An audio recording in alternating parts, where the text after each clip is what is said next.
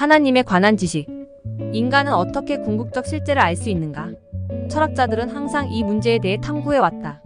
어떤 사람들은 하나님의 존재에 대한 증거를 제시하는가 하면 어떤 사람들은 하나님의 존재에 관한 어떤 지식도 얻을 수 없다는 회의주의적인 입장을 보인다.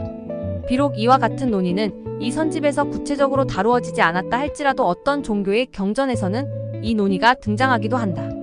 하나님은 자신의 존재에 대한 증거를 어디엔가 남겼으며 만일 사람들이 알기를 원한다면 하나님을 알 수 있는 길은 마련되어 있는 것이다. 하나님에 이르는 첫 번째 길은 피조물 속에 스며있는 하나님의 손길을 찾는 것이다. 수많은 과학자들은 자연에 대해 연구하면 할수록 자연을 설계한 어떤 제작자의 존재를 증거하지 않을 수 없다고 말한다. 발명가인 토머스 에디슨도 다음과 같이 수레하고 있다. 단언하건대 우주에는 우주적 지성이 충만해 있다.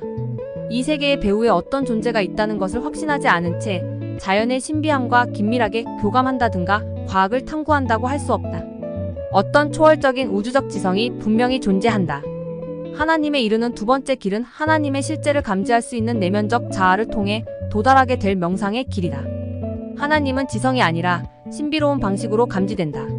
블레즈 파스칼은 하나님은 이성이 아니라 심정으로 감지된다고 말하였다. 문선명 선생도 하나님을 가장 본질적인 인류의 부모라고 가르친다. 그러므로 우리가 자신의 부모를 아는 것과 같은 방식으로 하나님을 직접 체휼해야 한다. 하나님에 이르는 세 번째 유형은 초자연적인 길이다. 극소수의 특정한 사람들만 이러한 초자연적인 원천에 접근할 수 있으며 우리는 그와 같은 체험을 한 사람들을 신뢰할 만한 종교적 지도자로 간주한다.